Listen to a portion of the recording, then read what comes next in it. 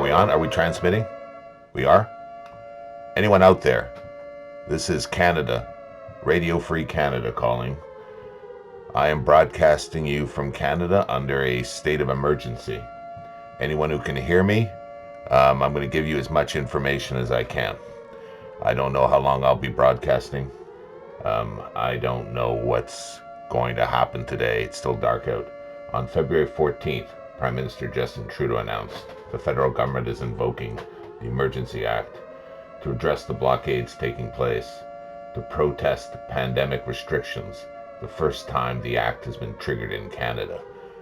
The Prime Minister is quoted as saying, the federal government has invoked the Emergency Act to supplement provincial territorial capacity to address the blockades and occupations. He said that on Monday.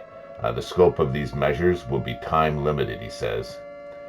In any event, we're under state of emergency. The Emergency Act has not been invoked through the entirety of the pandemic. It is being invoked now, 2 years into it. Although we have been under provincial states of emergency, we have not been under federal emergency powers. This is the first time this has been invoked since 1970. The act was changed in, I think, 1986 or 1988. But in the last time it was invoked was in October 1970. That was the October crisis in Quebec.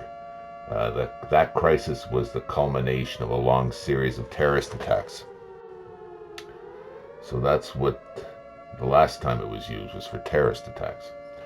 Now at that time, some 500 people were rounded up without warrant, without charges, and were held. It does not appear that the emergency declared in this case, which is what they call it, a public welfare emergency, has those powers. Although there is a provision for the imposition of on summary conviction of a fine and jail time for contravention of any order or regulation made under this section. So I'm referring to the Emergency Act. And one of the things the federal government is now able to do is evacuate people and remove personal property from any specific area. So one can imagine how that could translate into arrest on the basis of any charge that any offense that has been created by any order or regulation under this section. So we don't know what's going to happen. We don't know if there will be knocks on the door. In any event, what are the powers of the Federal Emergencies Act? In summary, the Act defines a national emergency as a temporary, urgent, and critical situation that seriously endangers the lives, health, or safety of Canadians and is of such proportions or nature as to exceed the capacity or authority of a province to deal with it, or seriously threatens the ability of the Government of Canada to preserve the sovereignty, security, and territorial integrity of Canada. One has to wonder under the first bullet, seriously endangers the lives, health, and safety of Canadians, whether the government could well have invoked it against itself over the last 2 years, but leaving that aside, it gives special powers to the Prime Minister to respond to public welfare emergencies such as natural disasters and disease outbreaks, public order emergencies that arise from threats to the security of Canada, international emergencies, and war emergencies. A public order emergency in particular allows the federal cabinet to invoke 5 types of orders on reasonable grounds. The ability to regulate or prohibit public assembly that may reasonably be expected to lead to a breach of the peace, travel, or the use of property. The ability to designate and secure protected places. The ability to assume the control, restoration, and maintenance of public utilities and services. The ability to authorize or direct the provision of essential services, or the provision of reasonable compensation. The ability to impose on summary conviction a fine not exceeding $500 or imprisonment not exceeding 6 years, or an indictment of fine not exceeding $5,000 or imprisonment not exceeding 5 years. So you can only get 5 years. The Emergency Act has never been invoked in Canada, and I just mentioned its predecessor was evoked. An interesting question is, why wasn't it invoked for COVID? And I'm just looking at a publication put out by the Canadian Global Affairs Institute. And I'm just going to read some of this because it deals with that point. In its scope, powers, and parliamentary oversight, the current legislation seems useful in responding to pandemics. Nevertheless, Ottawa has not invoked it during the worst national emergency in living memory, and that I put worse in quotes. There could be a variety of reasons for this. Apart from the government's claim that provincial consensus does not exist, the Emergency Act forces more transparency on the government and gives Parliament more powers over executive authorities, including regulations and orders. That is normally the case. The minority Liberal government might be, or might have been, uncomfortable with the level of transparency and parliamentary oversight over its executive fiat. The Trudeau government is also apparently highly sensitive to any comparison, or should I say now, was highly sensitive to any comparison with the Pierre Trudeau government's invocation of the War Measures Act 50 years ago, and the sensitivities that might arise in Quebec. Some consider this to be the chief consideration behind the government's posture on the Emergencies Act. It might also be the case that the federal government has the legal authority to do everything it is willing to do in response to COVID-19 without resorting to emergency legislation. Ottawa seems to see its chief role in the COVID-19 response as providing income support, blah, blah, blah. It certainly did also invoke, this is my own source, it also invoked the Quarantine Act to deal with, lockdowns and isolation. So it definitely went beyond funding, and we know about the mandates. So,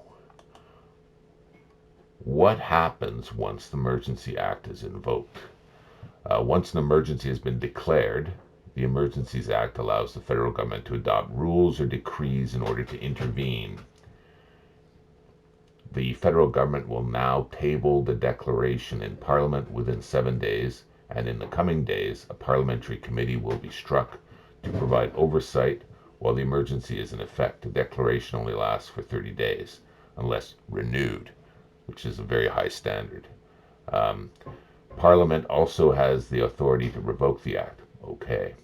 Mr. Trudeau called a late Sunday night cabinet meeting to discuss what more the federal government can do to restore order where blockades and protests continue in Manitoba, Alberta, Ontario, and British Columbia. So, evidently, what is of primary concern to the federal government is not the pandemic in terms of invoking martial law, but protests against its measures and provincial measures and restrictions. So this tells us something about how our government operates. What's interesting is there is not, at this point, wide provincial support. As far as Trudeau's concerned, this is what he says about why it was triggered. For more than 2 weeks, Ottawa has seen anti-government protests by people who want all pandemic restrictions and vaccine mandates lifted. The City of Ottawa and Ontario have both declared states of emergency as residents of Ottawa face harassment, deafening noise, and economic distress from the ongoing protests. Since then, protests have blockaded border crossings across Canada, including Coutts, Alberta, and Windsor, Ontario. The shutdown of the Ambassador Bridge, which connects Windsor and Detroit, highlighted the impact protesters could have on a crossing that carries hundreds of millions of dollars in goods a day. Within days of being blocked, auto plants in Ontario were slowing operations and announcing temporary closings.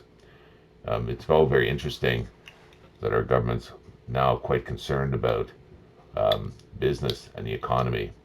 after its measures over the last 2 years, which destroyed how many businesses, and printing of money that has basically made almost everything we own less valuable, if it has any value at all. Now, I just want to get to the how premiers and government officials feel about using this act. During a meeting with Mr. Trudeau and the First Ministers on February 14th, some premiers pushed back against triggering the Emergencies Act. That suggests they're not going to push back too hard. Alberta Premier Jason Kenney, Saskatchewan Scott Moe, and Quebec's François Legault strongly objected, according to two provincial sources.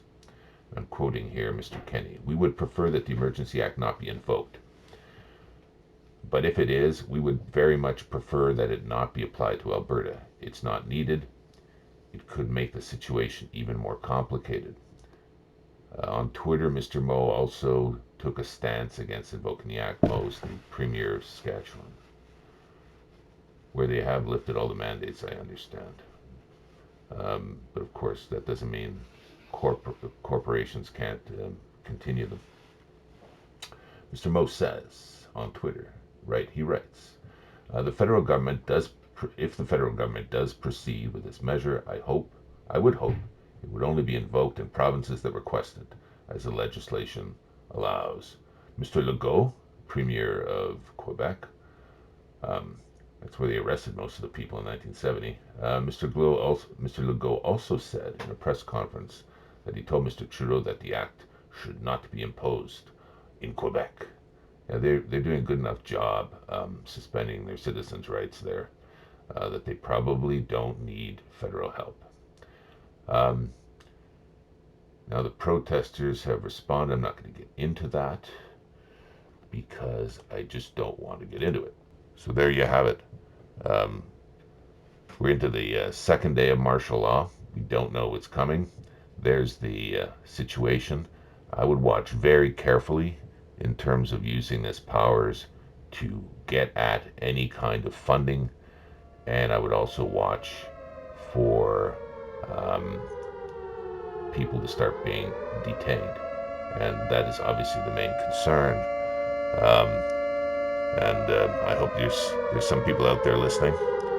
This is Canada, Radio Free Canada talking. We are now living in a country under martial law. God bless.